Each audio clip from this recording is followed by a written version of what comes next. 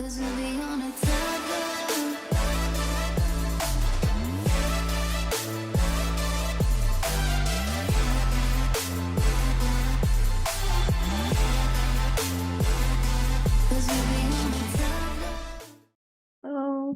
Dita. Hello. Wait. Hai, apa kabar? Picture profile-nya masih sama, masih seperti dulu, Dita. Dit, ntar dulu. Cika share screen dulu ya. Jadi, kita kan mau data science nih, tapi kita bisa kasih tahu Kak Cika misalnya ada spesifik yang mau dicocokin sama materi kuliah gitu. Misalnya, Bita lagi pakai apa gitu. Ada contoh kasus yang harus dikerjain di kampus atau kampus tuh arahnya kemana gitu. Bisa Kak Cika sesuaikan gitu. Oke. Oke, sekarang ini dulu ya untuk intro dulu ya sayangku. Jadi big data dulu nih. Ini tuh bisa kemana-mana, Beb. Jadi ini dasarnya dulu intro. Karena nanti codingnya itu bakal banyak tahapannya gitu. Kalau untuk yang kita 5 hari ini, itu adalah urusannya data kan. Nah, itu tuh... bentar, bisa sebentar nggak? Boleh. Mau Boleh. ya, bentar. Ya. Kasih tahu kalau udah boleh. Mulai.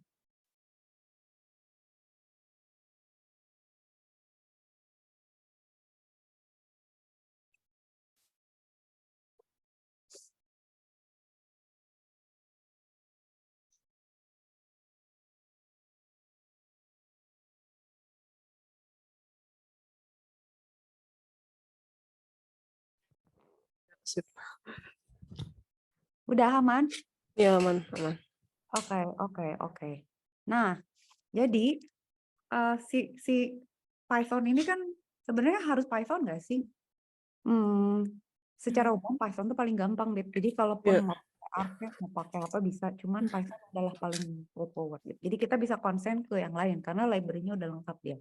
Gitu ya. Nah, di tahapan big data ini sama data science tuh banyak banget, detail-detailnya tuh banyak, layernya banyak gitu. Dan ini tuh bisa nyambung ke machine learning, tapi sama Kak Cika dipisahin gitu ya. Kalau machine learning mungkin nanti ada dibahas sedikit, tapi kalau detail machine learning-nya harus beda topik gitu. Nah, di big data ini tuh sekarang tuh data kita semuanya hampir semua yang kita temui itu big data. Jadi kalau kita mau ngerjain tugas atau mau analisis, mau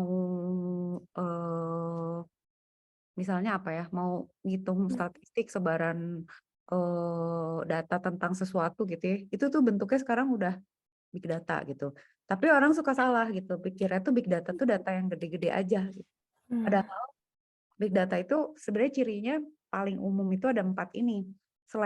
Selain skalanya yang gede, yang bikin susah kita tuh nanti variety-nya. Jadi si data ini bentuknya tuh nggak satu, Beb. Jadi kalau misalnya kita pakai ya, katakan misalnya kita dapat tugas atau kerjaan suatu hari, ngumpulin medical record, nggak usah satu Indonesia, misalnya satu kota aja gitu ya. Nah, medical record itu tuh disimpan sama setiap rumah sakit atau misalnya puskesmas tuh bentuknya beda gitu. Ada yang masih di Excel, ada yang masih mungkin zaman dulu database di base berapa gitu ya. Ada yang mungkin bentuknya TXT, ada yang mungkin masih di kertas gitu. Nah, problemnya kalau kita mau take care si big data ini, si data format ini nyusahin gitu. Bahkan kalau misalnya kita pun ngambilnya dari internet ya, misalnya oke dapat dataset atau dapat dari data misalnya dari Badan Sensus atau Badan Statistik Indonesia atau apapun gitu ya. Itu mereka formatnya beda-beda. Ada yang JSON, ada yang CSV, ada yang mungkin bentuknya XML. Nah, itu problem. Big data itu tertentu juga gitu ya. Nah, ada lagi yang bikin susah itu adalah velocity. Velocity adalah kecepatan perubahan data. Jadi big data itu gara-garanya karena kita jadi ada internet kan. Jadi si data itu memang berubah. Karena ada sensor, ada IoT gitu ya. Kalau data dari sensor aja, atau data dari GPS, atau data dari sosial media, itu nggak pernah diem kan datanya. Jadi kalau misalnya ada analisis, maksudnya menteri atau apa presiden menggunakan data statistik gitu ya, dari sosial media, itu masih dipertanyakan, Bapak ngambil datanya kapan nih gitu. Dari sosial media mana, sampelnya berapa banyak, kapan gitu. Karena data tuh berubah terus. Jadi problem itu lagi gitu. Jadi nanti kalau kita punya data itu harus mencari lagi tuh. Ini kapan nih range time-nya masih relevan nggak? Terus satu lagi veracity. Veracity itu ada data-data yang tidak valid. Jadi kayak misalnya kalau sensor salah baca, kalau opini dia bias gitu ya misalnya, atau misalnya hoax, atau misalnya pendapat orang yang ya gitulah. Pokoknya datanya itu tidak certain atau datanya udah obsolete atau ada analisis berdasarkan data yang nggak benar gitu. Nah, big data tuh urusannya segini banyak, makanya data itu harganya mahal gitu, maksudnya profesi yang susah, gajinya gede, karena kerjaannya ribet gitu. Nanti kita lihat kita break urusannya apa. Nah, sebenarnya kalau kita mau detailin lagi, orang akhirnya nambahin lagi satu value nih, yaitu satu nilai yaitu value gitu ya. Jadi dari sekian data yang banyak ini, problemnya tuh kan big data itu banyak ya, gede, banyak, beda-beda, berubah-berubah, belum tentu benar. Nah, dari semua data yang banyak itu, nggak semua kita pakai kan. Kayak misalnya kita ke apa ya, misalnya daur ulang sampah gitu, nggak semua sampah yang kita perluin misalnya, oke, ada yang lebih perlu kertas, ada yang lebih perlu plastik gitu. Nah, value ini adalah satu satu tambahan lagi di mana big data itu harus kita bikin lagi, Bib. Jadi nanti tuh di dalam codingnya pun kita harus mikir, nih gue mau data yang mana nih? Karena nggak semua data bisa dimakan gitu. Jadi kita akan ada keterbatasan penyimpanan, akan ada keterbatasan komputasi. Jadi data juga diambil. Ya udah ambil data, misalnya 2 minggu terakhir aja deh gitu. Nggak usah data 10 tahun terakhir karena satu nggak relevan, dua udah value-nya udah nggak penting gitu ya. Jadi ini satu syarat lagi yang menjadi ciri big data. Tapi sebenarnya kalau mau dibagi-bagi lagi, selain volume, value, veracity, sama variety ya tadi ya, sama velocity ya. Nah, yang belum tuh adalah apa? Visualization. Jadi kalau misalnya kita punya data, nah ini problem lagi, Beb. Jadi visualization ini kalaupun misalnya kita cuman gue jago visualisasi data, itu tuh kerjaannya banyak tuh. Karena apa? Untuk memvisualisasikan data, kita harus bisa baca data kan. Untuk bisa baca data, setidaknya collecting data misalnya, udah ada collecting data. Tapi kita harus tahu misalnya, data ini bisa gue present kayak gimana gitu. Kayak saya Bita lihat suka kan kayak demo gambar gambar grafik untuk setahun gitu ya, statistik perkembangan perusahaan atau perekonomian atau apapun gitu. Tapi pakai visualisasi gitu. Nah, itu tuh penting gitu visualisasi karena kita kalau punya data banyak, kita collect nggak divisualin percuma gitu karena kita jadi nggak kebayang, gue harus decide apa nih misalnya. Sekarang kita lagi ngomongin stunting gitu. Orang nggak akan kebayang nih data ya secara statistik jumlah anak yang stunting itu tahun sekian-sekian atau misalnya penyebaran COVID itu sekarang sekian-sekian. Vaksin udah berapa kali diberikan, kalau nggak ada visualnya kita nggak lihat gitu. Oh, ternyata stunting itu kalau dibandingin sama negara lain, kita kita parah nih gitu. Atau misalnya, oh di daerah ini kok signifikan banget stuntingnya, kenapa gitu. Itu visualization tuh nanti problem sendiri. Itu bisa ditajam. Nah, terus viscosity. Viscosity adalah apa ya? Kelekatan suatu data sama kita gitu. Jadi apakah data ini sekedar gue tahu aja gitu. Misalnya untuk institusi tertentu gitu misalnya. Oh, gue tahu lah. Gue tahu deh orang kira-kira suka misalnya ya kalau di partai misalnya. Oh, gue tahu lah kira-kira orang tuh elektabilitas terhadap calon tertentu kayak gimana. Tapi dia itu nggak mempengaruhi pengambilan keputusan gue gitu. Nah, itu berarti viscosity-nya rendah. Nah, viscosity adalah nilai dari suatu data di mana itu jadi acuan kita untuk ngambil keputusan gitu. Jadi kayak pemerintah misalnya, oh kita mau ngambil keputusan naikin BBM misalnya. Nah, apa aja sih data yang punya viscosity tinggi? Misalnya daya beli masyarakat misalnya. Terus misalnya kenaikan bahan baku makanan gitu ya. Ini lagi naik bahan baku ternyata malah naikin BBM misalnya gitu. Terus misalnya tingkat pengangguran yang tinggi, itu viscosity. Jadi kalau dia berpengaruh sama apa yang kita lakukan selanjutnya, itu berarti selain value-nya bagus, dia juga menentukan gitu. Sama virality. Nah, virality ini juga penting. Maksudnya apa? Emang kenapa kalau viral? Nah, data yang viral itu bisa memberikan kita gambaran sebenarnya apa yang sedang terjadi di masyarakat gitu, atau banyak orang tuh berpikir seperti apa, dan topik-topik apa gitu, atau isu-isu apa yang saling berkaitan terus jadi dibahas terus gitu. Saya ngebahas apa nih, sekarang lagi sibuk ngurusin misalnya petugas pajak korupsi gitu ya. Terus nanti dia leading kemana tuh, merembet kemana, ngebahas apa. Nah itu perlu perlu perlu kita penting juga untuk big data untuk ngebaca aja. Oke, sentimen analisis orang kayak gini. Dua, misalnya oke, topik-topik lagi sensitif tuh yang begini gitu ya. Jadi mungkin gitu, kayak kalau mungkin kita lihat tuh waktu di TikTok ya, si Bima itu ya. Bima kan dia kuliahnya di itu ya, komunikasi komunikasi, pokoknya komunikasi lah ya, ilmu Iya. komunikasi. Dia tahu gitu how to ride the wave gitu, kayak misalnya ada isu apa nih gue naikin gitu. Jadi dia bisa membuat viral Lampung tuh karena dia pakai teknik sebenarnya. Jadi dia tahu how to be viral gitu. Dia tahu keywordnya, dia tahu timingnya, dia tahu how to deliver, dia tahu medianya. Jadi big data ini larinya bisa kemana-mana tuh.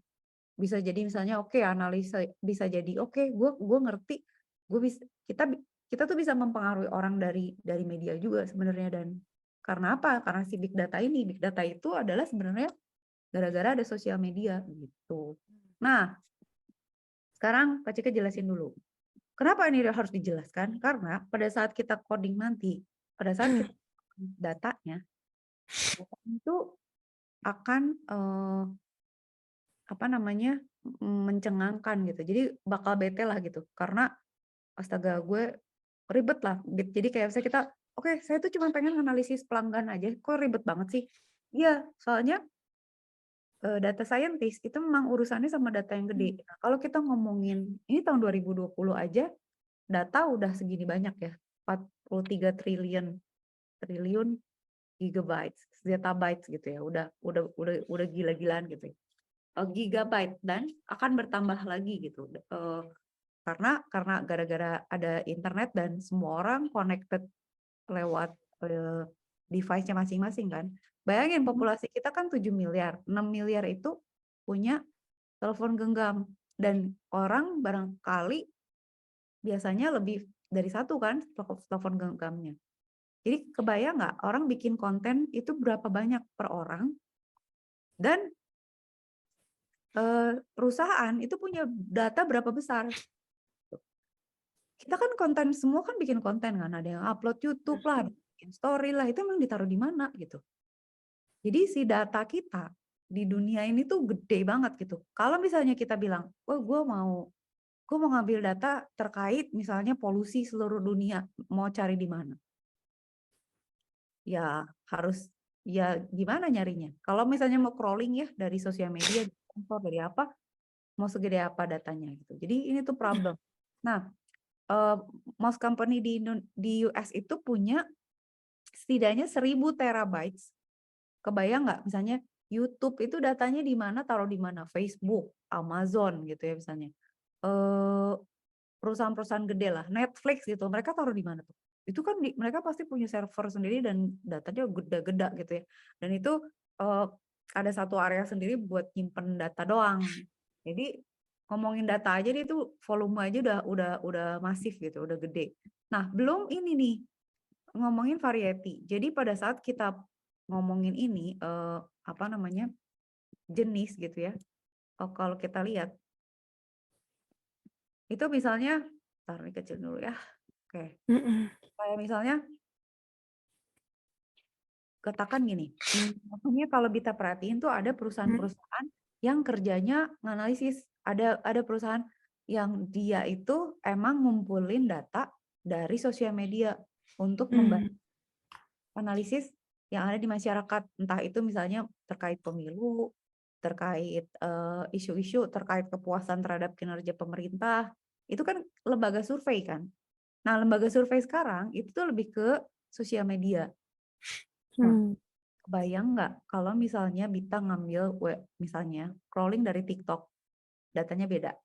Dari Facebook datanya beda, dari IG datanya beda, dari YouTube datanya beda, processingnya beda, besar-besar. Kalaupun kita misalnya ngambil data dari misalnya smartwatch, kita pengen tahu misalnya medical record nih, kita lihat dari data smartwatch aja, orang-orang tuh kira-kira kesehatannya kayak gimana sih secara umum dari data smartwatch yang ada. Itu formatnya juga beda lagi. Formatnya biasanya XML atau JSON atau pokoknya bayangkan kita punya misalnya ini ya, ada 400 tweets per day.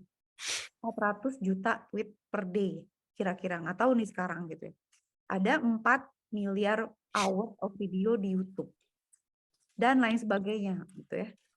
Itu kalau kita crawling itu tuh ada batasan macam-macam. Nanti kita lihat pas codingnya gitu ya buat kita ya. Pokoknya tapi si data ini tuh harus kita ambil, kita rubah, terus baru kita bisa analisis karena ya nggak bisa gitu kalau nggak, karena mereka beda-beda semua. Hmm. Kolomnya pun beda gitu, kayak misalnya YouTube kan Hmm. bentuk video, yang mau kita ambil dari mana nih? Judulnya kah? Dari hashtag-nya kah? Atau apa gitu. Mhm. Terus problem lagi adalah misalnya data tuh yang pusing tuh kalau kita mau analisis datanya masih disimpan di dalam hardware gitu ya, hard disk gitu atau external hard disk atau misalnya dalam media-media yang udah dari zaman dulu tuh. Itu pusing banget tuh karena misalnya kita mau collecting data bank se-Indonesia. Kita kebayang nggak bank-bank yang di pelosok-pelosok itu mungkin mereka ada sebagian yang masih berbentuk tulisan atau di print. Iya. Juga yang mungkin pakai database yang zaman dulu apa ya misalnya dan OS-nya juga masih OS zaman dulu. Terus kita suruh ekstrak itu mampus nggak? Maksudnya konversi datanya gimana? Terus kalau saya pas di convert ada kolom yang hilang, harus di recovery lagi datanya. Padahal data bank itu nggak boleh ada yang hilang ya, transaksi semua harus ada gitu loh. Jadi orang-orang yang ngerjain ini tuh juga ada urusannya juga gitu ya, bisa dipecah lagi gitu. Nah, ini deh sekarang. Terus kenapa tadi dibilang data itu kenapa uncertain? Karena sebenarnya bisnis leaders juga mereka nggak tahu ya kalau Warren Buffett gitu ya. Kan orang tuh orang kayak kita gitu ya. Sebenarnya kan kita di kepala kita tuh punya kayak komputasi statistik gitu ya, Bit ya. Kita tuh kalau mengambil keputusan gitu atau decision itu biasanya berdasarkan apa yang sudah kita alami kan. Nah, kalau pemimpin atau decision maker yang udah jago, itu tuh mereka sebenarnya nggak terlalu percaya sama analisis dari data yang diambil gitu ya, yang kita peroleh. Satu, ini lu data bener nggak gitu, sampel lu bener nggak? Jangan-jangan misalnya ngebahas sesuatu, tapi sampelnya nggak menggambarkan distribusi datanya gitu. Kayak misalnya kita pengen tahu, oke, ini kompor listrik gitu. Itu relevan nggak sih diimplementasi di Indonesia? Tapi kita ngambil datanya tuh di kota gitu, nggak di pelosok di mana masyarakat sebenarnya lah kompor listrik, gua aja kagak kebagian listrik gitu ya. Terus misalnya yang diambil respondennya laki-laki bukan perempuan, padahal yang pakai kompor listrik biasanya perempuan. Jadi sebenarnya 1 dari 3 bisnis leader itu nggak terlalu percaya. Memang karena si data ini tuh sulit, terlalu banyak data. Jadi kadang-kadang isinya sampah aja gitu. Bahkan kalau lihat di data sini, US ekonomi itu ada kerugian karena datanya jelek. Poor data quality itu malah bisa jadi jelek karena kita jadi bias. Nanti kalau Kak Cika bisa kasih contoh ke Bita gini. Jadi kemarin tuh Kak Cika bikin analisis buat toko di Shopee. Jadi dia jualan teh macam-macam gitu. Oh, Ada misalnya jualan agak putus-putus ya. putus-putus. Halo, Enggak, halo. sekarang udah. Ya, Oke, sekarang udah. aman. Oke. Jadi dia jualan teh, misalnya Earl Grey atau apa ya, teh segala macam. Nah, terus kita analisis tuh keyword-keyword dari bintang-bintang itu loh. Jadi kan kalau saya ada bintang 5, oh enak nih. Atau saya bintang 3, ngirimnya lama segala macam. Nah, data ini itu bisa jadi uncertain karena kadangkala si respondennya itu memberikan komen untuk kategori yang salah misalnya. Atau kayak misalnya kita kalau lihat di Twitter gitu ya, itu nyusahin banget tuh. Kak Cika pernah scrolling juga di Twitter sama di IG. Kalau di Twitter orang tuh suka misalnya topiknya lagi ngebahas, misalnya siapa waktu itu anaknya Ridwan Kamil, Eril meninggal tuh kan orang suka pakai hashtag itu, hashtag Eril, tapi jualan gitu. Wah itu susah banget tuh. Jadi datanya jadi kacau gitu karena kita kan crawling data urusannya misalnya tentang Eril gitu ya. Tapi jadi ada yang jualan baju, ada yang jualan apa, ada yang jualan apa gitu. Nah itu tuh ngebersihinnya tuh ribet lagi. Nah makanya uncertainty of data itu tergantung sama yang mensanitasi datanya juga. Kalau yang ngeprosesnya nggak rapi, kayak masak deh, nggak bersih, nggak motongnya nggak kecil-kecil dan apa tuh produknya jadi nggak bagus. Kebayang. Nah di satu survei itu kadang-kadang datanya nggak akurat. Kadang-kadang orangnya, jadi orang Indonesia tuh kayak misalnya, aduh gue misalnya nggak suka nih sama produknya gitu ya. Gue nggak suka, tapi ya udahlah gue kasih bintang 5 gitu. Jadi ada bias gitu. Bintangnya 5, tapi kalau dilihat dari teksnya dia kok kayaknya nggak gitu puas. Jadi akhirnya si analisis datanya juga bingung kan, tar dulu nih 5 tuh jadi bagus atau enggak gitu, karena ada biasnya itu, si deltanya itu tuh harus dipikirin. Nah itu ya, jadi masalah big data tuh masih problem lah. Nah, udah. Belum sekarang kita ngomongin yang ngeri itu adalah sekarang velocity. Jadi velocity itu kan perubahan data yang sangat cepat ya. Karena perubahan datanya cepat, decision making juga jadi kayak saja, gue mau beli Bitcoin nggak ya? Misalnya mau belinya apa? Ethereum atau misalnya mau belinya Dogecoin misalnya gitu ya, atau apapun gitu. Nah, kayak ini aja kita kayak saham itu kan juga gerak terus kan. Orang tuh nggak tahu harus kalau trader kan kapan beli, kapan jual, kapan beli. Itu tuh datanya gede dan cepat. Belum sekarang mulai ada mobil cerdas yang bisa nyetir sendiri. Dia punya sensor, dia baca GPS, sensornya ada banyak. Terkait jarak, kecepatan, posisi, tekanan ban, RPM mungkin gitu ya, suhu di dalam kabin mobilnya. Kebayang nggak? Satu mobil aja bisa jadi punya 100 sensor. Itu dikirim ke cloud, diproses, dianalisis. Jadi kita sebenarnya data tuh lari-lari kemana-mana dan dia berubah-berubah terus gitu. Dan yang lebih ngeri lagi adalah 18,9 miliar network connection di 2016, sekarang 2023. Jadi katanya setiap orang tuh punya 2,5 connection ke network. Ya iyalah, coba aja Bita sekarang misalnya punya iPad, terus udah gitu punya handphone, terus punya laptop, terus misalnya apalagi gitu ya, device lain, misalnya wearable device kayak jam, smartwatch atau apa. Jadi koneksinya itu tuh banyak banget, data tuh di mana-mana gitu. Jadi kalau kita lihat di sini, oke, yang Kak Cika mau nunjukin di sini adalah ini nih. 2015 aja itu sudah ada 4,4 juta pekerjaan terkait IT yang dibutuhkan. Jadi kalau kita ngerti big data, kita ngerti data science, itu udahlah gitu. Nggak mungkin nggak ada kerjaan. Karena kompetisi juga sekarang urusannya pakai data gitu. Kalau kita nggak, makanya gini, kenapa Facebook membeli Instagram sama WhatsApp? Kenapa Google ngasih kita layanan gratis email, gratis foto, dan lain-lain. Kenapa? Karena mereka perlu data. Jadi sekarang tuh data itu kayak the new oil gitu. Kalau dulu kan, negara yang punya minyak tuh pasti kaya gitu ya. Kalau sekarang,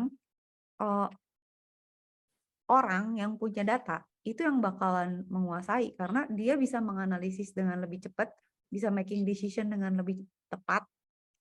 Jadi dia bisa ngambil opportunity dengan lebih besar gitu. Kebayang. Nah, si big data ini, nah semua gitu ya, kayak misalnya orang tuh terkoneksi sama device, ada di IoT buat communication. Data dia kayak dulu aja kita pakai Peduli Lindungi kan, itu data itu kan bisa dilihat dari apa pergerakan orang, interaksi orang, penularan COVID-nya. Nah, itu kan harus dianalisis. Itu big data tuh. Belum analisis kesehatan. Misalnya, oke, apakah ada faktor tertentu yang dominan menentukan seseorang terkena suatu penyakit apa atau apa. Itu kan juga analisis data, gitu ya. Terus industri. Kalau kita punya industri, pabrik dan lain sebagainya, gimana cara mengoptimize? Misalnya ngecek, kok mesin gue produktivitasnya turun sih? Kenapa ya? Ada bottleneck di mana? Oh, ternyata ada bagian yang rusak misalnya gitu, atau yang turun performance-nya. Kenapa? Misalnya karena nggak cocok sama produk yang baru dibuat. Berarti harus bikin mesin baru misalnya. Nah, dengan big data, dengan network, itu kita bisa melihat atau pasang sensor ya, melihat kinerja dari pabrik kita gitu, kayak mesin kita optimal nggak ya? Kualitasnya bagus nggak ya? Gitu ya. Dan itu kan jadinya data lagi. Belum lagi ngomongin mobil, kendaraan yang otomatis maupun bisa dikendalikan secara remote, yang bisa driving sendiri gitu kan ya. Dan yang penting lagi apa coba? Penjualan gitu, kayak Amazon atau misalnya Netflix. Ya kan, Amazon kan jualan barang tuh. Dia pasti analisisnya kenceng tuh, analisis customer. Kayak Netflix, Disney gitu misalnya.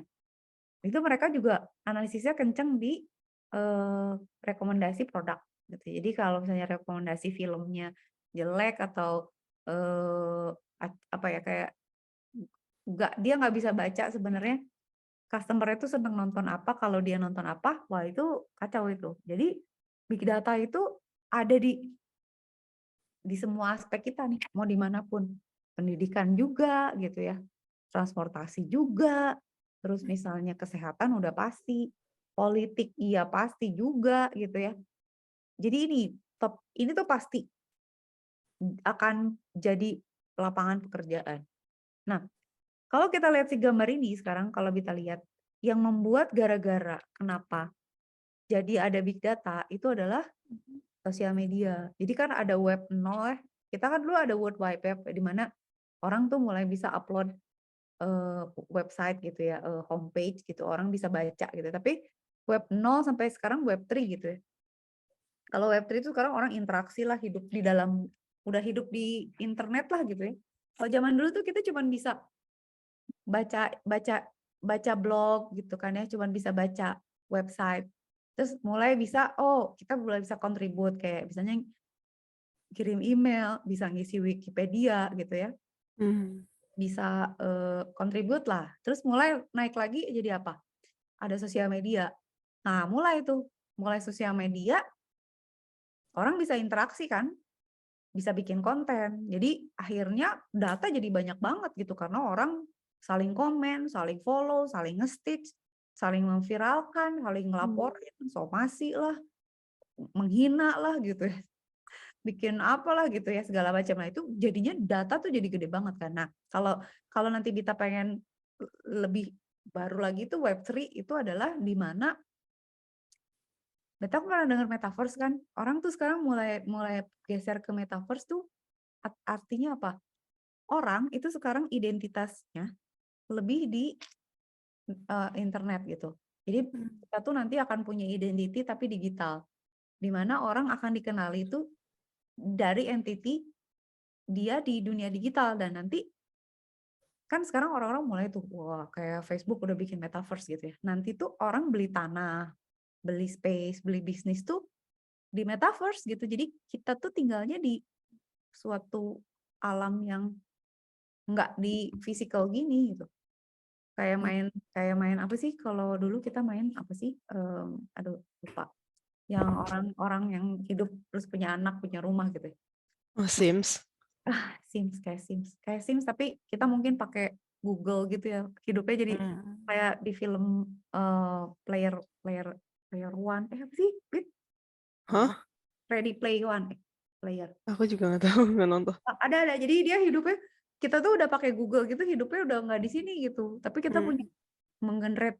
Nah, itu ditandai dari sekarang orang kan udah mulai, walaupun sekarang lagi turun ya, Bitcoin, blockchain, transaksi itu kan sekarang udah di langit gitu, bukan bukan fisikal lagi. Bayar kan juga sekarang udah digital. Kalau udah pakai blockchain, nah itu tuh udah otomatis, udah pakai namanya smart contract gitu ya. Itu tuh orang kayak bisa bikin negara tapi digital. Jadi kayak misalnya, oke, Oh. eh, kita punya aturan tanda kutip kayak gini. Lu mau join nggak ke blockchain kita? Nah, disitulah kita nanti hidup bertransaksi, bikin rumah, beli tanah, beli aset, kayak gitu. Jadi ya udah, lu negaranya itu nanti bentuknya bukan fisikal lagi, tapi digital gitu. Nah, itu tuh perkembangannya nanti lagi. Itu lebih ngeri lagi karena apa? Datanya makin gede. Terus data-data kita kan kalau sekarang kalau zaman dulu ya, Kak Cika zaman dulu tuh nggak ada belum ada IG dan belum ada. Kita tuh nggak bisa gitu bit misalnya spill pacar gue selingkuh terus kita kirim screenshot terus dikirim ke netizen suruh baca gitu. Kalau kita dulu nggak ada bukti, misalnya selingkuh kagak ada fotonya, nggak ada sama sekali tidak ada bukti gitu. Kalau kita shiftingnya ke digital tuh, di mana semua recorded di digital, ada CCTV, ada segala macam gitu ya. Jadi isunya tuh nanti data gede banget. Terus apa? Machine learning akan merajalela nih. Kalau bisa lihat chat Iya.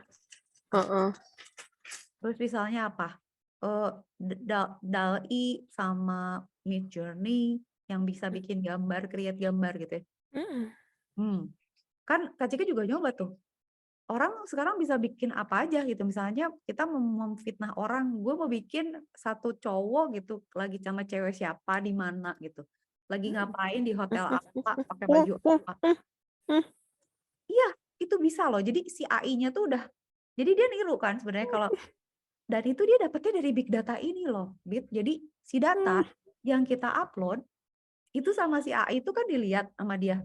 Jadi Google, Facebook, ya mereka bilangnya enggak kok gue nggak pakai data lu gue encrypt kok, gue nggak bakal tahu gitu. Tapi kalau kita upload foto misalnya ke Facebook atau ke Google, kita nggak tahu kan kalau misalnya sama Google dijadiin dataset buat ngetrain mesinnya dia. Buktinya Facebook bisa tuh misalnya mengenali, ini teman lo ya, mau di tag nggak?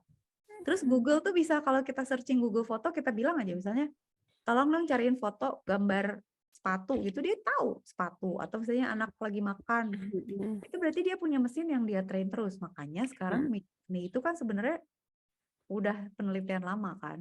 Jadi siapa yang punya data, punya machine learning, punya komputasi, mereka train, waduh itu udah.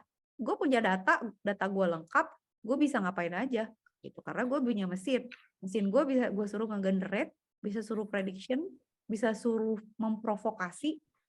Kayak saya di sosial media kita bisa dong provok orang kayak misalnya kita kasih dia isu yang sensitif gitu, kayaknya kok pemerintahan gini sih, kok sembako jadi naik sih, kok sekarang jadi ada apa maksudnya sekarang tuh lagi apa ekspor pasir laut sih gitu. Terus kan wah orang jadi marah-marah nih, atau kita bisa bikin isu yang Malaysia ngambil rendang sama batik. Wah, terus ribut di sosial media jadi perang gitu kan ya. Gara-gara ini big data ini itu bisa kemana-mana. Makanya kalau kita ketinggalan gitu, udah selesai. Apalagi si AI ini bahaya gitu. Begitu, Bit. Oke, ceritanya ke sana-sana. Nanti kalau kita masuk ke machine learning, Kak Cika ceritain yang machine learning-nya. Nah, data science. Taruh Bit, ada yang ngobrol. Itu bawahnya apa? Tunggu, Bit. Ada yang ngobrol. Oke, sip. Nggak apa-apa. Oh, nih.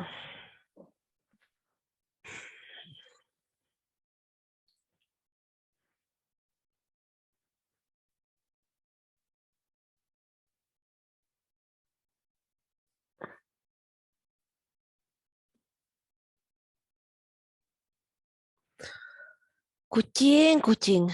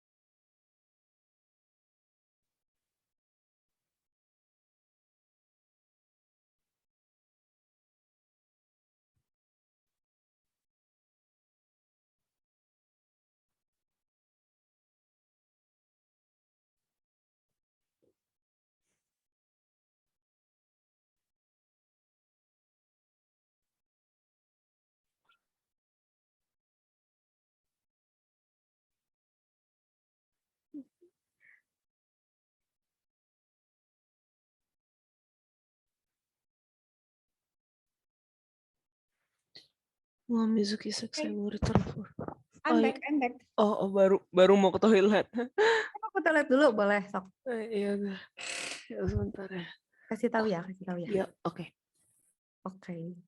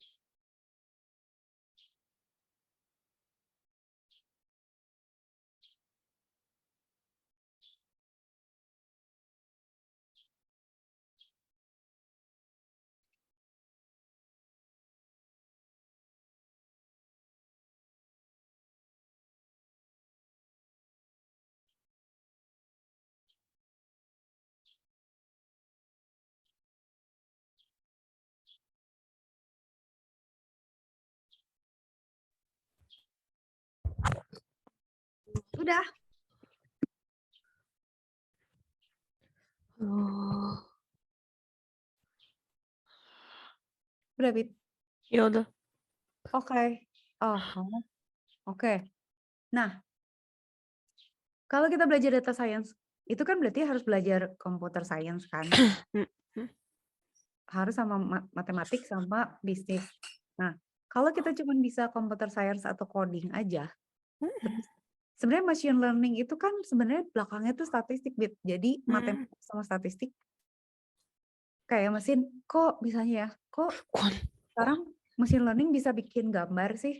Misalnya dia kok bisa niru, kayak dia tahu ya, oh coba coba bikin apa namanya, gambar perempuan pakai pakai baju apa, background-nya apa, rambutnya apa, warnanya apa, bisa kita bilang ekspresinya juga, Bit. Kayak misalnya happy atau upset atau apa glowing atau apa, terus kita bisa bilang juga pakai kamera paling bagus, atau kita bisa bilang juga mau pencahayaannya kayak gimana. Si si si mesin itu bisa tahu karena jadi dia pakai statistik aja pada dasarnya gitu. Si mesin ini dia bisa mempelajari pola. Terus dia kan diajarin banyak gambar tuh. Terus dia tahu kalau misalnya konteksnya perempuan, terus misalnya perempuan blonde, matanya biru gitu ya. Dia tuh punya data set yang dia udah tahu gitu. Jadi pakai prediction sebenarnya. Jadi kalau misalnya kita punya gambar nih, dia tuh predik setiap pixel ini kemunculannya berapa probability-nya dibandingin sama pixel-pixel yang udah pernah muncul gitu. Jadi kayak melukis deh. Kita kalau melukis misalnya kan gue mau menggambar kucing gitu. Sebenarnya kan kita pixel kan. Maksudnya kita tahu, oh kucing itu bentuknya gini. Berarti kan abis dari sini bentuk kupingnya, abis kuping kepala gitu ya. Ada kita membentuk suatu gambar dari runutan gambar sebelumnya kan, kayak kuping berarti gini, terus garisnya ke sini. Nah, si machine learning itu per pixel. Jadi dia bisa kayak chat GPT juga gitu, tapi ke kata-kata gitu. Jadi dia mempelajari sebenarnya secara statistik juga gitu. Makanya chat GPT itu cenderung ngedabrul kan. Dia kayak ngomong panjang gitu, karena dia predik. Misalnya, lu nanyain topik apa nih? Politik. Nah, nanti dia bilang, kalau ada kata ini muncul, kemungkinan kata berikutnya apa tuh apa gitu. Biasanya dari dataset yang gue punya, munculnya ini. Ya udah dikasih itu. Nanti berikutnya lagi apa? Secara statistik yang biasanya muncul apa gitu. Jadi machine learning itu sebenarnya di belakangnya matematik dan statistik. Nah, kalau kita tahu komputer sama tahu matematik, jadinya machine learning. Kita tahu computer science sama bisnis, misalnya kita jago coding, terus tahu bisnis, gue bikin app aja, bikin app sendiri, gue bikin website, gue bikin coding buat nyimpen inventory. Nah, itu jadi software development kan. Tapi kalau jago matematik sama jago bisnis, itu mah semua orang juga gitu. Emang jago aja. Oh, dia bisa predik misalnya, oke, keuntungan gue segini bakal BEP tahun sekian, gue harus set harga sekian, marginnya segini. Berarti itu jadinya biasa lah gitu ya. Udah biasa itu sih. Nah, kalau kita punya tiga-tiganya gitu ya, computer science, matematik, dan domains, itu jadinya data science. Nah, kalau Kak Cika pengen tekanin ke Dita adalah, lihat dong gitu, di data science itu ada machine learning. Nah, machine learning ini satu topik gede lagi gitu yang wow, itu kalau kita bongkar itu Kak Cika juga baru pas belajar machine learning baru mikir, oh dulu kenapa gue harus belajar statistik, kenapa gue harus belajar apa misalnya integral gitu, kenapa? Kenapa gue harus belajar regresi? Nah, itu di situ gitu. Karena si mesin itu akan berperilaku berdasarkan rumus matematik gitu. Nah, si rumus matematik itu kan bisa kita modelkan untuk mendekati fenomena yang ada di kehidupan kita kan. Kayaknya ada nggak sih sebenarnya rumusnya macet gitu? Kemungkinan dia macet berdasarkan faktor tertentu tuh ada rumusnya nggak? Bisa kita deketin gitu. Nah, itu bisa jadi prediksi, bisa jadi analisis gitu. Jadi itu topik yang sebenarnya advance. Nah, makanya kalau misalnya data scientist itu memang biasanya satu tim gitu ya. Ada yang lebih tajam di programming, ada yang di matematik, ada yang karena tapi kalau bisa menguasai semuanya bisa. Jadi kita sebenarnya bisa, oke, kita bisa nggak ya bisnis dengan menganalisis sendiri, ngoding sendiri bisa. Cuman skalanya emang kecil. Tapi kalau perusahaannya udah gede gitu, saya udah institusi gede, institusi pemerintah, atau bisnisnya udah besar, nah itu orangnya mesti banyak. Gitu ya. Dah. Nah, kenapa pakai Python? Kenapa? Karena udahlah. Pokoknya kalau udah pakai Python, urusannya jadi gampang. Settingnya juga gampang. Terus library-nya lengkap. Mau diapain aja bisa. Sebenarnya kalau mau lebih tehi gitu ya. Sorry. Kalau mau lebih scientific. Emang pakai Apa Bit? Bita emang pakai R ya. Iya kan? Kita pakai R. Iya pakai R. R itu scientist loh, lebih. Maksudnya dia yang Kak Cika coba ya. R itu tuh eksklusif gitu. Jadi dia itu bukan memudahkan orang banyak, dia memudahkan scientist. Jadi dia tuh niche banget. Jadi kalau Emang. data science pakai R biasanya mereka pusing karena functionnya tuh spesifik, pokoknya lebih science lah gitu ya. Terus modul-modulnya lebih science. Jadi lebih kayak ya kan? Kayak misalnya apa ya? Contoh deh misalnya kan si sulung nih kan dia di astronomi. Toolsnya dia kan astro banget gitu. Toolsnya astro itu ya kalaupun pakai Python, toolsnya tuh kayak gini.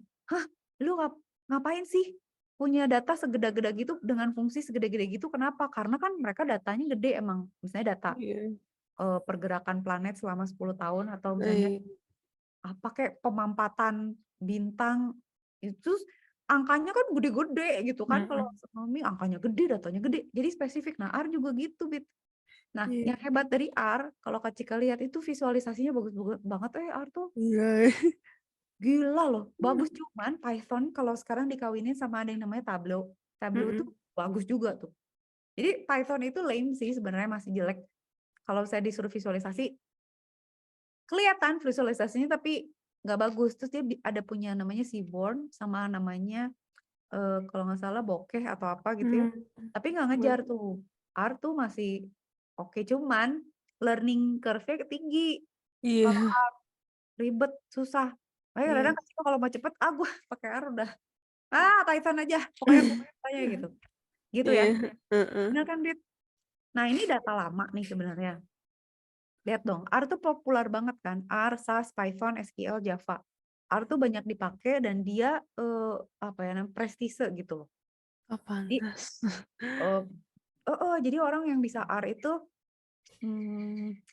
keren aja gitu karena buat analisis pakai R gitu. Lu bisa R nggak? Bisa gitu. Itu prestise gitu.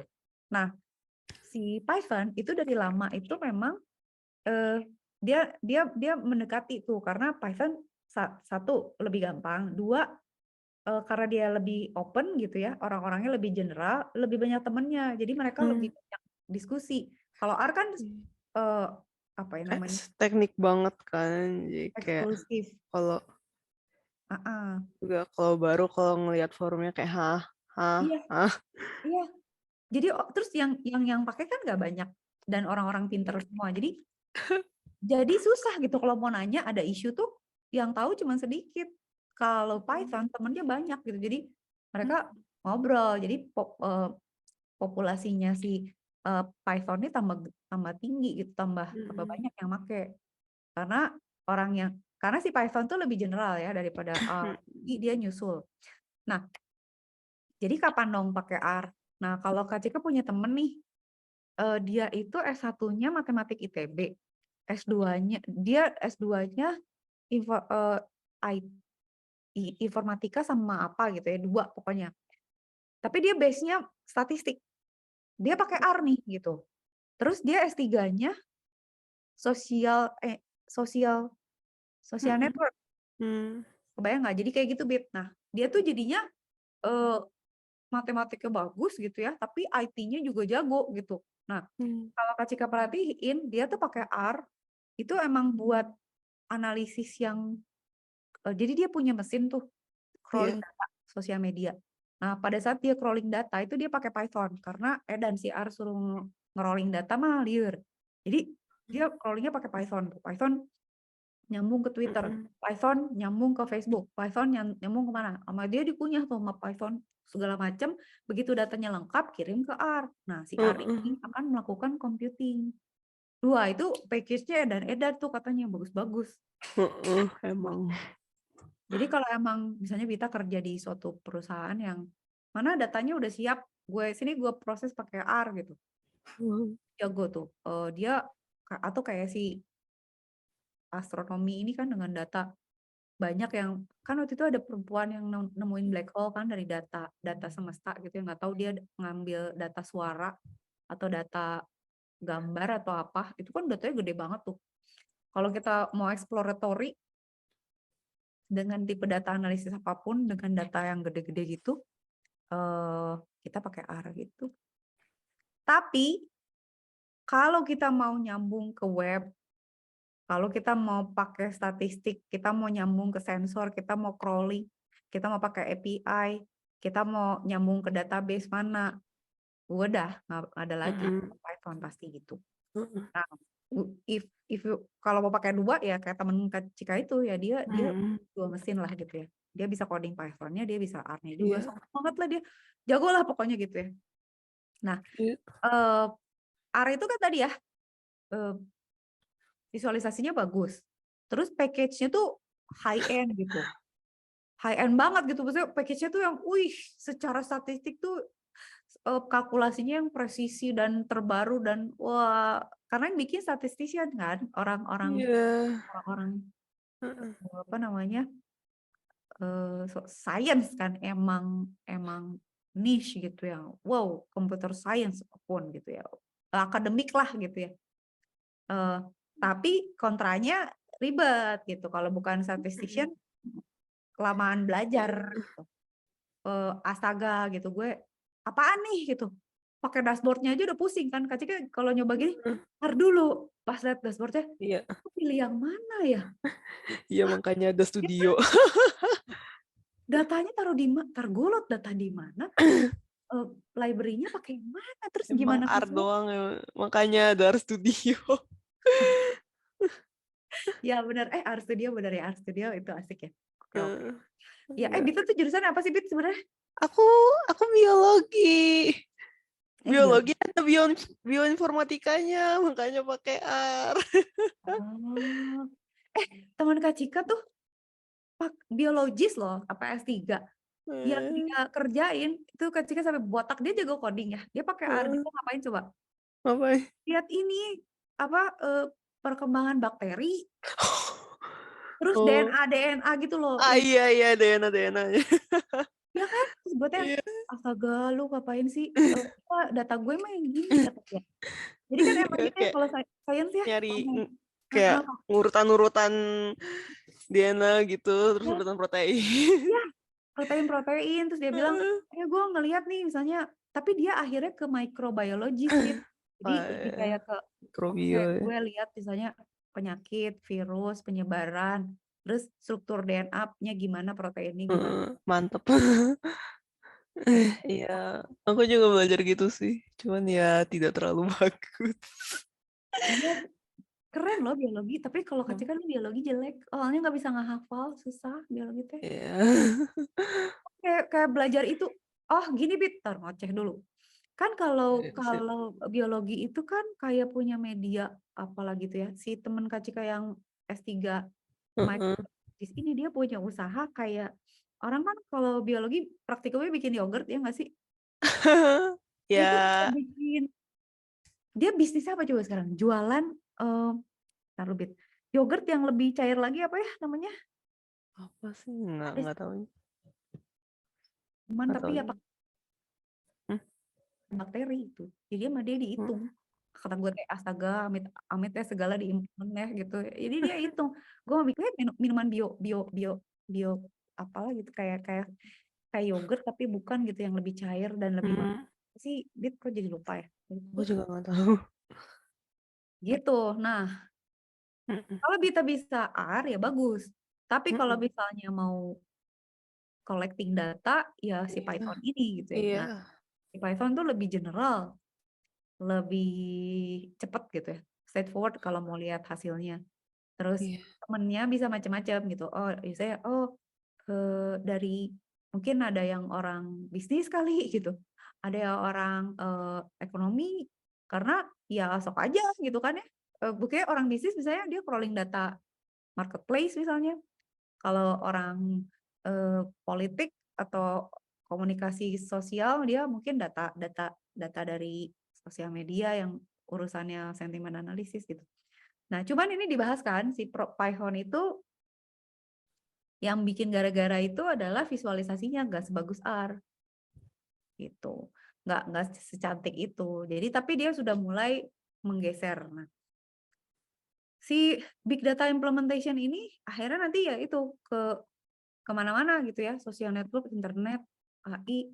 Nah, kalau biologi berarti urusannya emang ke itu ya.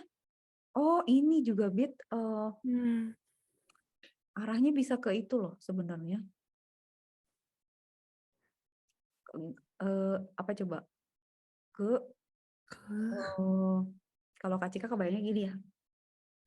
Kan kalau genetik atau biologi itu kan susunan DNA kayak gitu kan menentukan iya, menentukan suatu individu gitu ya.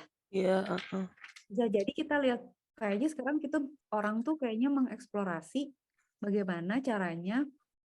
Hmm, jadi kalau di machine learning itu ya atau di AI itu kita kayak mencari kombinasi terbaik gitu loh, Bit. Kayak bisa Mm-mm. kok kita membuat eh, Hmm, perkawinan DNA yang hasilnya baik. Cuman mungkin arahnya lebih bukan kayak kan kalau dulu Mm-mm. saya kayak tanaman nih, gimana caranya Mm-mm. misalnya pengennya ada manis tapi berbiji, ada yang pakai biji tapi nggak manis, pengennya mm-mm, nggak manis tapi nggak manis tapi manis tapi nggak berbiji gitu ya.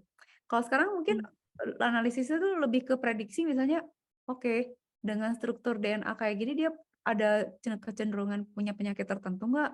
Mungkin nggak ya kita membuat apa ya mengarti mengartifisialkan DNA atau apa supaya nanti hasilnya jadi udah di Iya, level. iya. Kan juga sekarang kan kayak secara diketemukan kayak secara individu kan tergantung apa faktor-faktor tertentu kan kayak obat-obat yang sama tuh sama individu berbeda pengaruhnya berbeda juga. Jadi Ah, kayak sekarang dibikin kayak precision medicine kayak supaya orang tuh bisa kayak nerima obat yang khusus ke dia fokusnya gitu. nah, iya benar benar benar itu. Nah, aduh, cika-cika jadi pengen ngomongin banyak. Oke ya, oke, oke, oke. Mm-mm. Gue kebayang sesuatu sih. Antar ya, tar dulu, tar dulu, tar dulu. Hmm, oke, oke, oke, oke. Tar ini dulu, tar ya. Jadi sebenarnya, tar sambil ngomong dulu. Sebenarnya kan gini, Bit. Si machine learning makanya susah sih kalau nggak jadi ke machine learning karena hmm, kan kalau misalnya kita mau tahu struktur protein ataupun nggak usah gitu deh, nggak usah protein dulu lah. Misalnya kita Mm-mm. cuma ngomongin tekanan darah. Mhm. Terus misalnya kandungan apa kayak gula darah, glukosa apa, terus misalnya, apa, kolesterol baik, kolesterol jahat gitu ya, dari komposisi itu kan itu jadi data kan. Nah, kalau Mhm. kita punya machine learning, dia tuh bisa lihat polanya gitu. Jadi kayak misalnya kita tahu, Mmm. gue punya data pasien nih, datanya ini gitu ya, nggak usah DNA dulu, itu aja dulu kasihin. Si Mhm. mesin tuh bisa satu kategori, dia clustering tuh bisa, oke ada Mhm. sekian jenis kategori pasien terkait data yang lu kasih, dia bisa gitu. Mhm. Atau dia bisa kita kasih data ya, nih gue Mhm. train ya, gue punya pasien yang kanker sama yang nggak kanker, tapi kolom-kolomnya yang gue kasih gitu. Nah, si mesin tuh nanti kalau pas dikasih data baru dia bisa tahu, oh ini orang bakal kanker nih, ini orang bakal nggak Mhm. kanker. Probability-nya 0,6. Jadi kan kayak misalnya yang kayak tadi Vita bilang misalnya obat gitu ya, misalnya resistensi obat tertentu, Mhm. efektivitas obat tertentu, asal kita punya datanya, asal datanya bagus, asal datanya nggak bias, Mhm. mewakili sebaran data yang sebenarnya, ya Mhm. udah itu bisa bikin atau Bib tugas akhirnya. Mhm. Serius, serius itu Oke. it can be done. Nanti Kak Cika cari contohnya itu biar kita kebayang. Oke, sekarang Mmm. teknikal dulu ya. Kita sambil Oke kita oke. kalau ada ide kasih tahu. Kayak tadi kita bilang pakai R, terus ngapain Heeh. aja biar Kak Cika kebayang arahnya Mhm. kita ke sana gitu. Iya, sip sip. Sip. Udah ya, sekarang ngomongin tools dulu. Nah, kalau kita pakai Python nih, kalau kita pakai Python, itu berarti tools-nya tuh udah ada. Nah, tools yang pasti dipakai itu adalah si NumPy itu numeric Python. Jadi kalau kita mau hitung-hitung kayak mau di eksponen apa itu dia pakai itu. Terus ada yang namanya Matplotlib. Matplotlib itu buat ngeplot. Jadi kita punya data nih, data apapun gitu. Terus mau diplot jadi ya itu, tapi jelek sih. Gak sebagus R kayak plotting titik, plotting bar, plotting garis atau apa itu bisa ada namanya Matplotlib itu primitif banget tapi ya sudahlah gitu ya kalau buat visualisasi ngetes aja udah oke lah. Terus ada yang namanya Pandas. Nah, Pandas ini tuh sebenarnya adalah suatu struktur datanya Python untuk mempermudah kita mengolah data. Jadi kadang-kadang kita punya dapat data tuh formatnya kan kacrut gitu ya, pakai koma doang kayak atau kayak CSV gitulah atau berantakan gitu ya. Kalau udah kita masukin ke data structure Pandas ini, Python data structure gitu namanya. Si Pandas ini dia jadi bagus. Jadi kayak kolom yang punya header, terus kita bisa misalnya gue mau remove kolom ini atau kolom ini sama kolom ini mau diapain atau jadi kita lebih gampang. Ketimbang misalnya kita datanya teks nih. Terus kita mau bilang, gue mau ngambil kolom ini aja sampai kolom ini aja yang angkanya segini nggak bisa gitu. Kalau udah jadi Pandas tuh udah kayak database gitu yang udah lebih mudah. Nah, Mmm. terus Python tuh punya scikit ya, science kit yang kalau misalnya kita mau pakai rumus-rumus matematik kayak misalnya gue mau pakai distribusi Gaussian kayak atau misalnya machine learning kayak atau apa. Ah, udah ya itu Mhm. scikit. Terus bokeh itu yang visual ya, Seaborn juga visual. Nah, ini Kak Cika nggak tahu nih kalau di Wita kepake nggak? Ada yang namanya NLTK, jadi Natural Language Toolkit. Nah, kalau di Python, kalau di sentiment analysis itu kepake banget natural language itu karena katakan gini, dulu Kak Cika pernah ngerjain produk project, dia pengen tahu sebenarnya Pangandaran itu tuh atau misalnya apa ya, Pangandaran atau pantai selatan atau apa gitu, suatu pantai itu objek wisata yang disukai orang nggak sih? Jadi arahnya tuh ke pariwisata, Beb. Nah, berarti kan Mhm. kita tuh crawling tuh, ngambil dari website. Pokoknya cari website yang ada kata-kata misalnya Pangandaran lah gitu ya, Pangandaran. Terus diambil misalnya, oke, ada website Pangandaran, keyword yang keluar apa nih misalnya? Oh, indah misalnya. Indah apa-apa dan lain sebagainya. Nah, kalau ngambil dari IG Mmm. berarti saya ada Pangandaran, biasanya description-nya apa? Apakah senang orang-orang, apa macet, apa sampah, apa kotor gitu ya. Nah, si LTK itu ngebantu gitu, Bit. Jadi kayak buang-buangin tuh kata sambung, misalnya nggak mau ada kata sambung. Terus misalnya kita bisa pilih ini konteksnya positif atau negatif, kira-kira gitulah. Cuman emang waktu itu susah karena bahasa Indonesia kan belum ada. Tapi setidaknya kalau pakai Python tuh kita bisa filtering lah, kayak kata sambung dibuang. Terus misalnya ada typo Pangandaran, misalnya ngitungnya salah ngetik gitu ya, itu di satu ini yang sama tuh bisa dicari stemmingnya gitu. Jadi kayak kalau cabang gitu, nih kata-kata yang salah ngomong itu sebenarnya masih satu kata juga, cuman salah ngetik. Terus ada yang namanya word cloud juga. Word cloud tuh kemunculan kata. Jadi kalau misalnya kita analisis nih, topik tertentu, misalnya Ganjar Pranowo gitu misalnya, ngambil data. Terus nanti keluarnya word cloud yang paling umum apa nih? Misalnya merakyat gitu, atau misalnya wah nggak konsisten atau apa tuh nanti hurufnya tuh besar gitu. Jadi si tampilan wordnya kelihatan. Dan gitu ya. Jadi tools-toolsnya si Python ini banyak lah. Nanti kita coba. Nah, Kak Cika kasih contoh dulu, bentar, tunggu. Sebelum kita lihat ya. Nah, contoh nih. Kita contoh nih. Kita punya data nih. Datanya teks. Kebayang nggak? Orang punya data teks. Dia cuma nulis begini doang. Header-nya dia pakai koma gini. Terus isinya dia pakai koma per baris. Ini kalau kita mau proses mau gimana gitu? Mau gimana nge-search ya, kayak kita mau masak tapi nggak ada wadah-wadahnya, nggak ada mangkoknya, nggak ada gelasnya, nggak ada botolnya. Terus gimana kita mau akses gitu ya? Nah, kalau pakai Python, kita bisa import ke dalam bentuk data frame gitu ya. Datanya itu kita pakai data frame-nya Python. Kita bilang, datanya CSV lu tolong baca deh si input si teksnya ini jadi atau CSV ini jadi data frame. Nanti jadi kayak gini bentuknya gitu. Jadi kita ambil import Panda, terus kita bilang, gue mau lihat 5 kolom, 5 baris pertama. Nah, jadi enak tuh misalnya mau ngambil kolom sekian sama kolom sekian, mau ngambil baris sekian. Kalau udah pakai Pandas ini lebih mudah gitu ya. Ya kira-kira gitulah ya. Kita bisa ambil, oke, sekarang kita pakai headernya. Kita bisa bilang gue ngambil kolom salary aja sama nama aja gitu. Kalau di sini kan boro-boro ada kolom, mana yang mana? Taunya yang mana coba?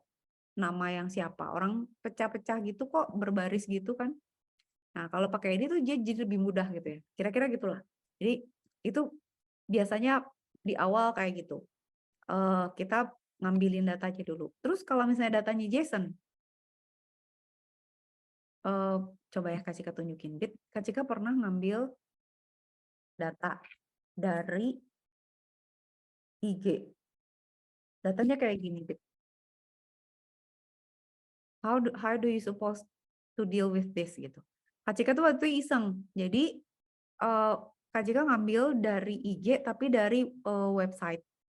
Struktur datanya itu namanya GraphQL. Jadi kayak bentuknya graph. Jadi kayak misalnya ada orang nge-retweet atau nge-komen posting IG yang lain atau gimana, itu tuh di struktur datanya kayak gini.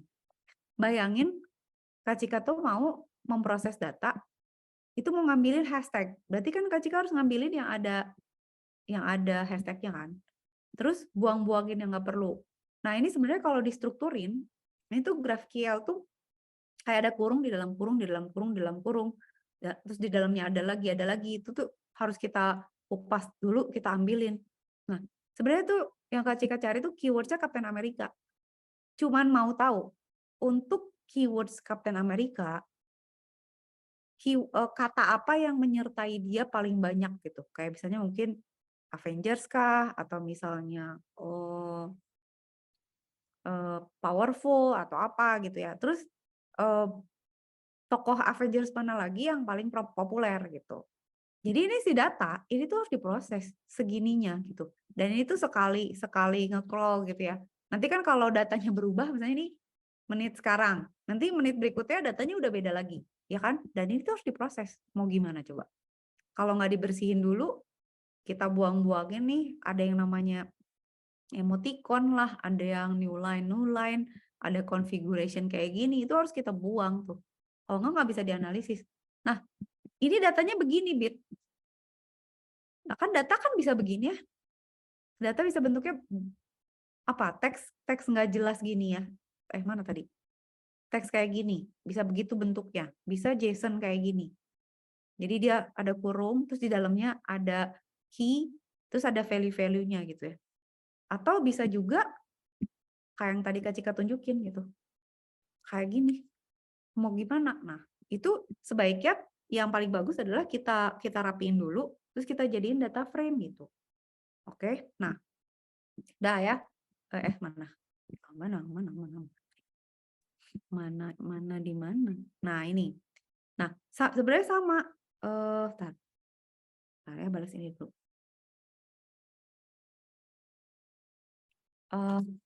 Kalau misalnya datanya JSON, kita bilang, oke, kita read JSON ya, masuk ke hasilnya jadi cakep gini nih.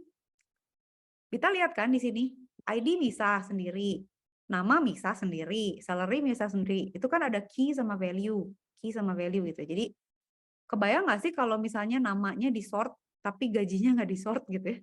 Kan gajinya bisa ketuker gitu kan. Astaga gimana gitu. Ini struktur data yang sangat kacau. Itu kayak misalnya kita punya locker di kampus gitu ya. Satu locker tuh isinya sepatu aja. Satu locker isinya tas aja. Satu locker isinya handphone aja. Bukan per orang, tapi per barang. Kan pusing, maksudnya pas nyari, lah sepatu gue di mana? Di locker sepatu, tapi nggak tahu yang mana. Bisa ketuker dong naruhnya gitu. Nah, kalau kita udah rubah jadi data science, jadi data frame, itu lebih mudah gitu. Kita udah tahu, oke, ini kolom ini, baris ini nggak akan ketuker, mau di sort kek, mau dihapus kek, mau dijumlahin kayak gitu ya. Nah, itu nggak akan ketukar gitu. Gitu ya, Bit, kira-kira. Udah. Nah, si data ini, coba ya kasih ke cari. Kalau misalnya kita pakai apa misalnya? How to import graph to Pandas.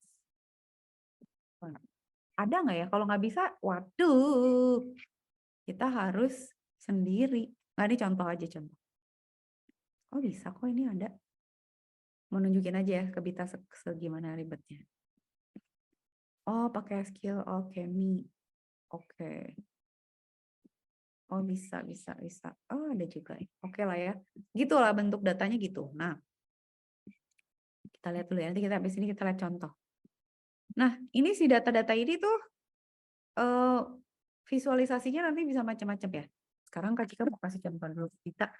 Kalau kita punya data set gitu ya, itu kita biasanya satu dataset ya. Kita punya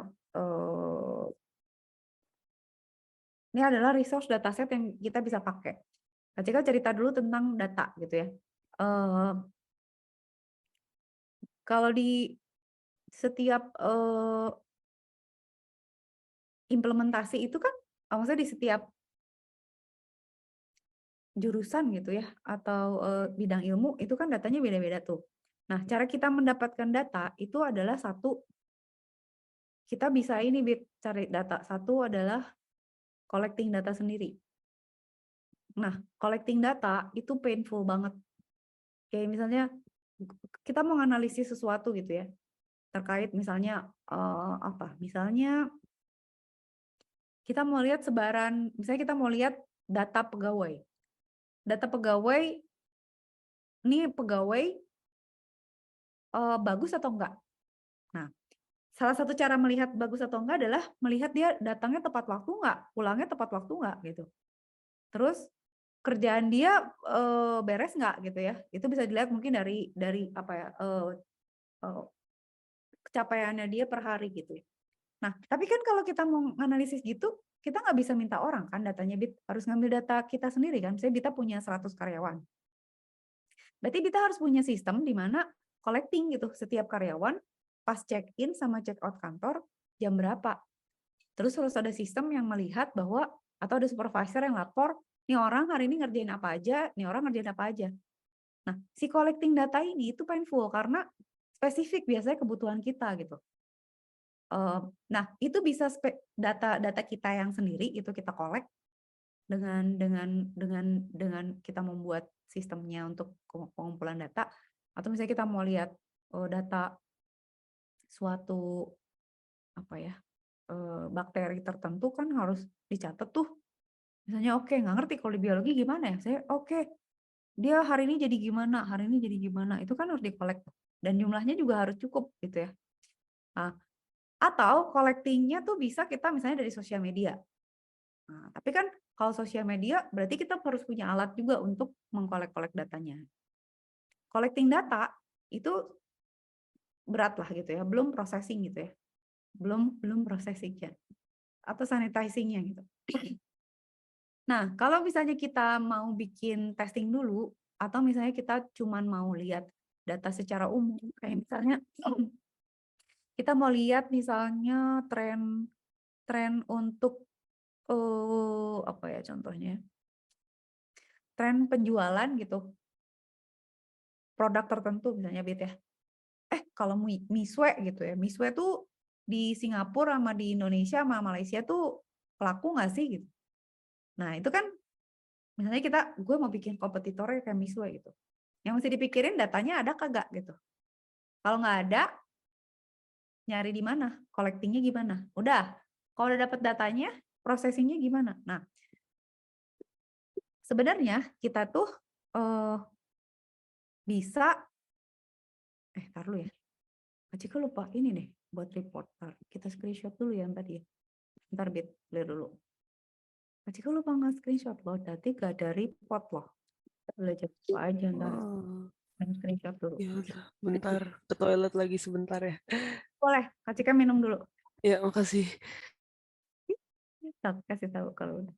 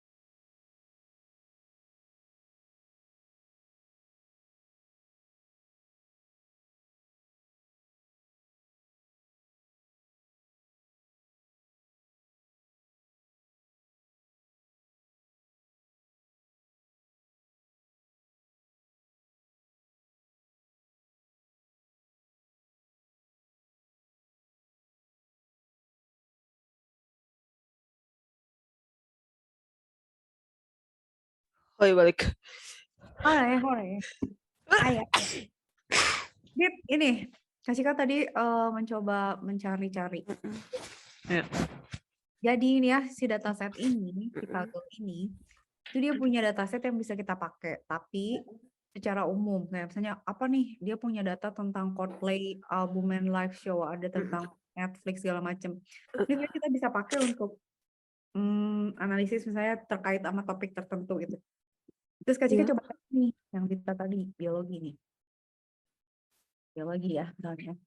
Terus dia punya dataset nih 2504 dataset. Ada brain segmentation, ada skin cancer, segala macam. Lumayan nih bisa dipakai gitu ya. Kalau misalnya kita punya data sendiri ya, nanti kerjaannya adalah si data baru harus kita proses dulu, kita pilihin mana yang cocok, strukturnya dicocokin, baru kita masukin mesin. Nah, katakan kan sekarang lagi ngomongin dataset ya, tapi udahlah nggak bisa kalau nggak masuk ke machine learning. Saya coba jelasin dulu di sini misalnya gini gitu. Jadi Kak Cika lihat ini ya. Tapi lucu ini. Ada DNA sequence dataset nih. Nah, dia tuh punya data. Si data ini tuh adalah data DNA untuk orang-orang binatang yang beda gitu. Nah, dia tuh punya kok kayak gini ya panjang ini sih, Bib? Emang segini panjang gitu data ini satu sequence-nya tuh panjang ini. Iya. Hah? Jadi apa? Well, I mean tergantung sih, ada yang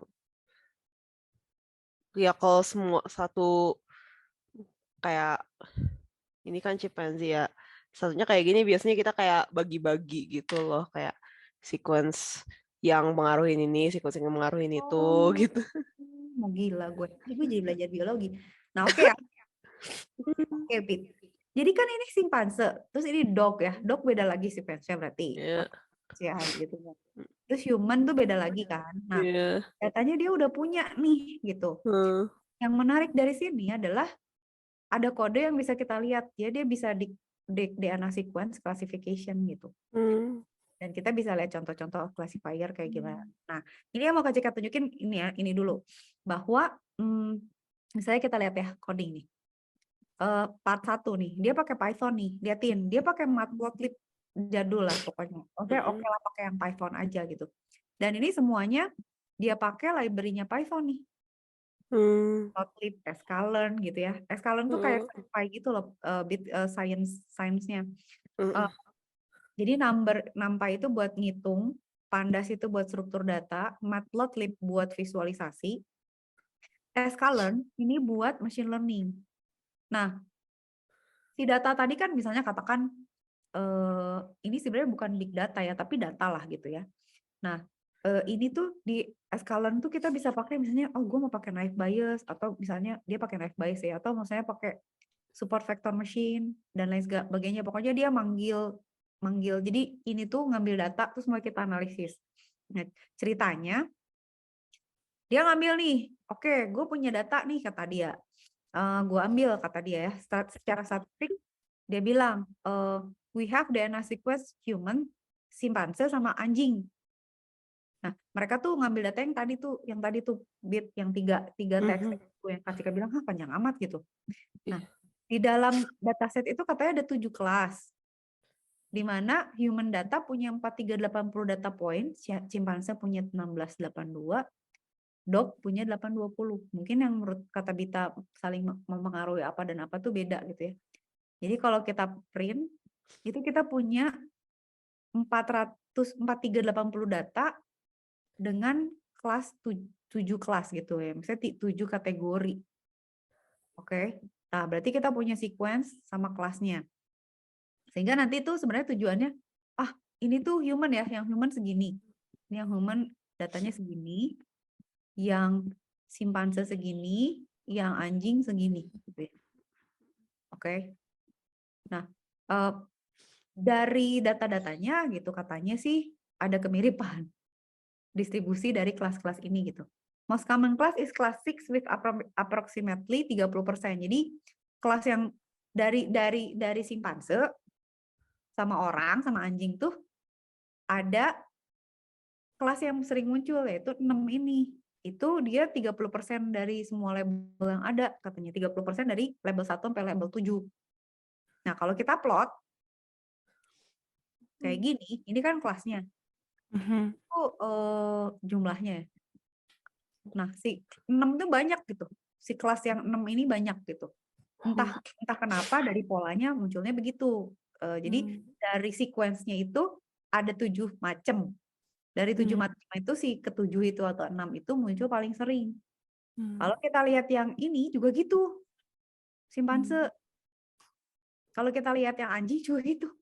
Itu dominan gitu. Dia ada gitu. Nah, berarti kan nggak ngerti gue. Ada dataset same with ini ada nucleotide-nya segini gitu ya. Kita bisa describe. Oke. Nah, secara statistik itu tuh ada yang namanya kayak gini, Bit. Jadi kayak selalu ya kalau kita punya data, kalau kita describe pakai Pandas, itu dia ngitungin datanya ada berapa, Ya. rata-ratanya berapa, standar deviasinya berapa. Standar deviasi itu pergerakan data ya, variasi datanya. Minimumnya berapa, maksimumnya berapa. Terus 25%-nya berapa, 50% dan seterusnya gitu ya. Ini untuk melihat distribusinya gitu. Nah, di statistik machine learning itu sebenarnya berbasis dari statistika. Dengan ini dia tahu gitu. Oh, ada 4.000 data. Rata-rata 1.200. Variasinya dari sekian sampai sekian. Maksimum sampai minimumnya sekian. Jadi itu tahu distribusi datanya kayak gitu. Jadi kalaupun kita mau predik, itu pasti sebarannya kayak gitu juga gitu, karena berdasarkan data yang ada ya kayak gitu kata statistik ya. Nah, ini dilihat semua nih sama simpanse sama dog sama segala macam tuh rata-rata pergerakan datanya gimana gitu ya. Nah, itu nanti jadinya kita bisa bikin ini Bit, kita bagi dua. Jadi nanti tuh kita punya data ya, human sama simpanse sama dog ini itu kita pecah jadi dua. Jadi sebagian dijadiin train, sebagian dijadiin tes. Jadi kayak Bita, misalnya sekolah, kuliah nih, dikasih 10 soal. 8 itu buat train, jadi 8 buat latihan soal. Nah, nanti ujian SUAS itu dikasih 2 soal.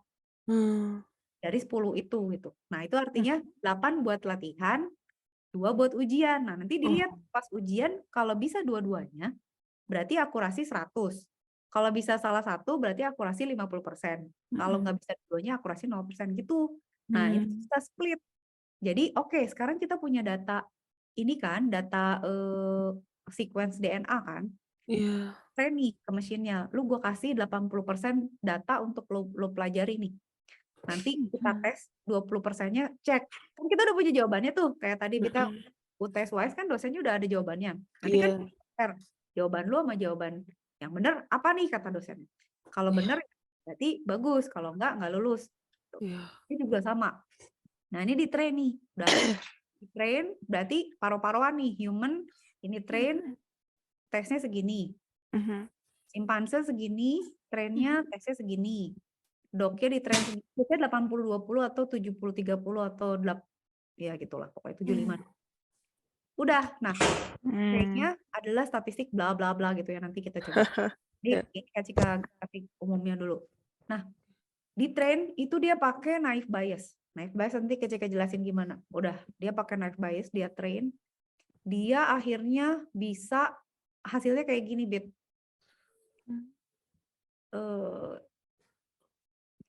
Ketelitiannya 9%. Jadi 27%. Artinya apa? Jadi kita udah bisa, misalnya oke, gue kasih DNA sequence, lu bisa nebak nggak dia anjing, orang atau simpanse gitu. Jadi kita bisa lihat, pokoknya any patterns gitu ya.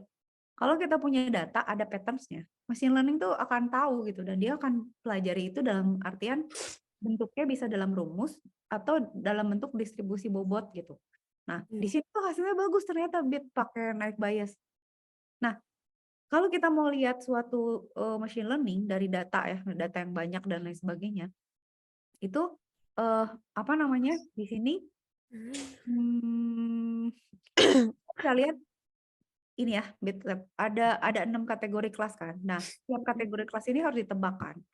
Nah, kalau misalnya precision 0,96 berarti ada saat dia nggak ketebak tapi dipakai buat nebak yang lain, jadi salah nebak gitu. Kalau dia precisionnya 1 berarti dia selalu benar gitu. Jadi kalau ada yang kecil itu berarti dia pernah disalah tebakin sama kategori yang lain. Dan ini adalah jumlah datanya gitu ya. Si 80, 80, 52 itu jumlah datanya, di mana 6 yang apa yang tadi ya, yang kelas 6 itu munculnya banyak. Tapi secara keseluruhan lihat dong akurasinya 0,986. Jadi bagus ini tuh apa tebakannya. Tapi ini untuk human ya. Ini untuk human.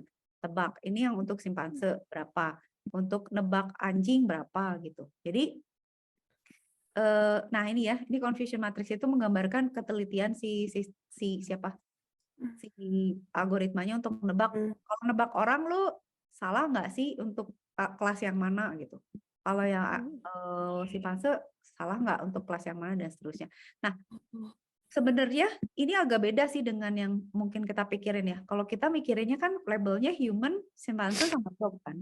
Kalau dia labelnya tadi yang 0 sampai 6. Sebenarnya kita bisa bikin juga yang kayak Kak Cika pikirin tadi, misalnya gua kasih sequence-nya lu bisa tebak nggak dia apa? Kayak misalnya, oh ini ada kecelakaan, terus kita nggak tahu nih orangnya, ini orang apa gitu kan ya. Bisa kita kasih aja di sequence ini tebak dong nih orang apa bukan nih apa binatang lain gitu.